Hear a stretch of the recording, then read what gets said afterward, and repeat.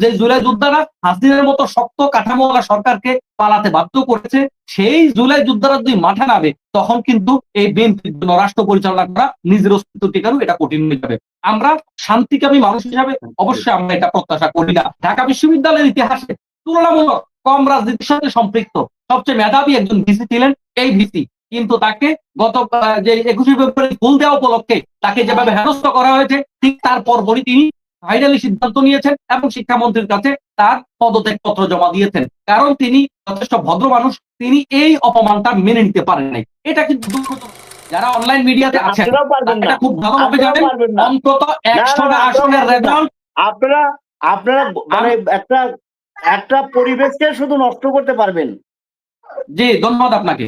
জি আপনার আমি এখন কথা বলছি, আপনাকে আমি সময় দিয়েছি আমার থেকে জাস্ট আমি প্রমাণ নেওয়ার জন্য, কিন্তু আপনি প্রমাণ দিতে পারেননি। তো আমি অনলাইনে অফলাইনে ইঞ্জিনিয়ারিং এর প্রশ্ন তুলছেন, আপনি প্রমাণ দিবেন। আমি দুটো দৃষ্টান্ত দিছি, আপনি না তুললে তো আমি এই কথা আসতো না।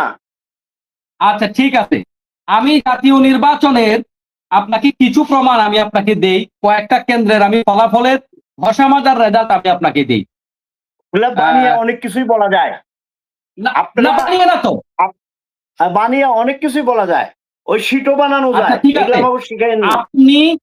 আপনি লাইনে থাকেন, আমি এনামূলক মনির ভাইকে অনুরোধ করব, আমি আপনাকে পাঠিয়ে দিচ্ছি এনামূলক মনির ভাই, আপনি ওনাকে ডকুমেন্টস গুলা পাঠান, কারণ উনি তো মুরব্বী মানুষ, হয়তো আমি এখানে ক্যামেরাতে দেখেন উনি দেখবে না। আপনাদের এই ডকুমেন্টস আপনি অনলাইনে থাকা অবস্থায় আপনাকে পাঠানো হবে। ডকুমেন্ট নির্বাচন কমিশন থেকে পরে বানানো যায়, চলেন নির্বাচন কমিশনে যাই যদি সাহস থাকে। আপনার ডকুমেন্টস নিয়ে চলেন, আমিও যাব সাথে, যদি সাহস থাকে সেই সাহস গ্রহণ করেন। কোনোটাই করবেন না, সবচেয়ে বড় কথা আপনি সত্য মানবেন না। আপনাকে ধন্যবাদ। জি আমার বিষয়ে আমি কথা বলি, আপনার সময় শেষ, আপনাকে জাস্ট হলো সময় দিয়েছে আমার থেকে। আমার সম্পর্কে আপনারা এত মানে বিজ্ঞ গবেষক হয়ে গেছেন, আমি কি মানবো না সেটাও বলতেছেন। আমি তো চ্যালেঞ্জ করলাম, চলেন নির্বাচন কমিশনে যাবো। আরে ভাই আপনি আপনার সময় শেষ তো, এবার আপনি থামেন, আপনার সময় শেষ, প্লিজ আমাকে সময় দেন। জি প্রথম কথা হচ্ছে জামাত ইসলামী ক্ষমা করেছে। আমিরে জামাত সর্বপ্রথম যে ক্ষমার ঘোষণাটা দিয়েছে, তিনি এটা পরবর্তী ব্যাখ্যা দিয়েছেন যে আমরা মূলত সাধারণ যারা আওয়ামী লীগ করে কোটি কোটি মানুষ, তাদের ব্যাপারে আমাদের কোনো বক্তব্য নেই। এটা এই কারণে নেই, কারণ হলো আমরা এত কোটি কোটি মানুষকে আমরা বিচারের আওতায় আনতে পারবো না, এরা দেশের জনগণ। কিন্তু যারা ক্রিমিনাল, যারা বিভিন্ন ধরনের বলে যে ফৌজদারি অপরাধী যারা, তাদের ব্যাপারে আমরা সহযোগিতা করব এই মামলাগুলা পরিচালনা করার ক্ষেত্রে।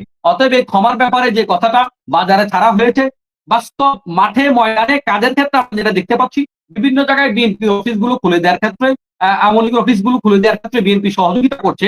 এবং এবারের নির্বাচনে আমরা গোটা দেশে ঘুরার সুযোগ হয়েছে, গোটা দেশের বিভিন্ন জায়গায় আমরা গিয়েছি, আমরা যেটা দেখেছি সেটা হচ্ছে বিএনপি সরাসরি আওয়ামী লীগকে সাথে নিয়েই এই নির্বাচনী কার্যক্রমগুলো বিভিন্ন এলাকায় পরিচালনা করেছে। আর যদি নিজের স্বচক্ষে দেখার কথা বলি, তাহলে আমি স্বাভাবিকভাবে নির্বাচন পরিচালনা করার ক্ষেত্রে যেখানে আমি কিংবা আমাদের দায় দায়িত্ব ছিল, নির্বাচন যেখানে আমরা ভোট দিতে গিয়েছি, আমরা আমাদের আসনের চারপাশে চতুর্দিকে আমরা যেটা দেখেছি সেটা হচ্ছে ম্যাক্সিমাম জায়গাগুলোতে বিএনপি ভোট কারচুপি করেছে, যার ভোট দিয়েছে, এগুলার প্রমাণ যথেষ্ট আমাদের কাছে আছে। যাই হোক, এরপরে আসেন যেই বিষয় নিয়ে কথা আজকে, যে বাজার মূল্য নিয়ে যে বললো আমরা যে অপপ্রচার করি। দেখেন আজকে এইবারের রমজানে যেটা হয়েছে আর গতবারের রমজানের সাথে যদি আমরা কম্পেয়ার করি, গত বছরের রমজান মাসে গোটা দেশে একটা আওয়াজ উঠেছিল, সেটা হচ্ছে এই যে অনেক বছর পরে দেশের মানুষ মোটামুটি কম দামে মানুষ বাজার খরচ করতে পেরেছে। কিন্তু এবারের নির্বাচনে এবারের রমজানে যেটা হয়েছে সেটা হচ্ছে গত 5-10 বছরের সকল রেকর্ড গুলো ভেঙে গিয়েছে। এটা কিন্তু দুঃখজনক ব্যাপার। আজকে আমরা দেখেছি ঢাকা ময়মনসিংহ মহাসড়কের মধ্যে সিএনজিতে 10 টাকার জায়গায় 100 টাকা চাঁদা দেওয়ার কারণে, 10 গুণ চাঁদা বাড়ানোর কারণে তারা মহাসড়ক অবরোধ করেছে। এরপরে আমরা যেটা দেখতে পাচ্ছি, আমি একটু আগে আমার প্রথম পর্বে আলোচনায় বলেছি যে আমরা সবাই মিলে মাধ্যম ছিলাম, এখানে দল মত নির্বিশেষে, একান্ত খাস আওয়ামী লীগ ছাড়া ধর্ম বর্ণ দল মত নির্বিশেষে সবাই মাধ্যম ছিল, এবং স্পেশালি আলেম সমাজ বেশি মাধ্যম ছিল। এবং আমরা আমাদের এই বাকস্বাধীনতা আমরা তখন সেভাবে পাইনি। এমত অবস্থায় এই জুলাইয়ের কারণে আমরা আজকে সবাই স্বাধীনভাবে টকশোতে কথা বলতে পারছি, কেউ প্রধানমন্ত্রী হয়েছেন, কেউ বিরোধী দলে গিয়েছেন। এই যে পরিবেশটা তৈরি হয়েছে, এটার একেবারে যদি আমরা একক অবদান বলি, মৌলিক অবদান বলি, তাহলে জুলাই যুদ্ধ। এই জুলাই যুদ্ধের মাধ্যমে আমরা এটা পেয়েছি। আজকে আমরা যেটা দেখতে পাচ্ছি, সালাউদ্দিন সাহেব স্বরাষ্ট্রমন্ত্রী, তিনি 2-4 দিন আগেও এই কথাটা বলেছেন যে আমরা ক্ষমতায় গেলে এটা অটোমেটিক আমাদের উপরে ন্যস্ত হবে, আমরা সেটা বাস্তবায়ন করব। অথচ তিনি 2 দিন পরেই সেটা টোটালি অস্বীকার করলেন, জুলাই সনদের এই বিষয়টাকে যে বাস্তবায়নের ব্যাপারটা যেটা, এটা তিনি অস্বীকার করলেন। আজকে আমরা আবার দেখতে পাচ্ছি ঢাবির ভিসি যারা অশিক্ষিত তাদের ব্যাপারে আমাদের কোনো বক্তব্য নাই, কম শিক্ষিত তাদের ব্যাপারে বক্তব্য নাই। আমরা যেটা জানি ঢাকা বিশ্ববিদ্যালয়ের ইতিহাসে তুলনামূলক কম রাজনীতির সাথে সম্পৃক্ত সবচেয়ে মেধাবী একজন ভিসি ছিলেন এই ভিসি, কিন্তু তাকে গত যে 21শে ফেব্রুয়ারি ফুল দেওয়া উপলক্ষে তাকে যেভাবে হেনস্থ করা হয়েছে, ঠিক তার পরপরই তিনি ফাইনালি সিদ্ধান্ত নিয়েছেন এবং শিক্ষামন্ত্রীর কাছে তার পদত্যাগপত্র জমা দিয়েছেন। কারণ তিনি যথেষ্ট ভদ্র মানুষ, তিনি এই অপমানটা মেনে নিতে পারেন নাই। এটা কিন্তু দুঃখজনক ব্যাপার। এই যে শিক্ষা প্রতিষ্ঠানের এই জায়গাগুলো আমরা যদি রাজনীতি থেকে দূরে রাখতে না পারি, ঠিক আছে, প্রত্যেকটা লোকের ভিতরে একটা মৌন সমর্থন আছে, কেউ কোনো না কোনো দল একজন ব্যক্তি সমর্থন করতেই পারে, কিন্তু যোগ্যতার বিচারে, কোয়ালিটি বিচারে ঢাকা বিশ্ববিদ্যালয়ের যে একজন মেধাবী ভিসি পেয়েছিল, এই জায়গা থেকে যদি আমরা তাকে সরিয়ে দেই, তাকে অপমানিত করি, তিনি বাধ্য হন যদি সরে যেতে, তাহলে আমার বিশ্বাস এমন ভিসি ঢাকা বিশ্ববিদ্যালয় পাবে না। আগের মতো বিশ্ববিদ্যালয়গুলো আবার জুলুমতন্ত্র চালু হয়ে যাবে। এরপরে হলো আমরা আজকে আরো তথ্য পেয়েছি, চিফ প্রসিকিউটর তাজুল ইসলামকে সরিয়ে দেওয়ার চেষ্টা করা হচ্ছে। কেউ কেউ বলেছেন সরিয়ে দেওয়া হয়েছে।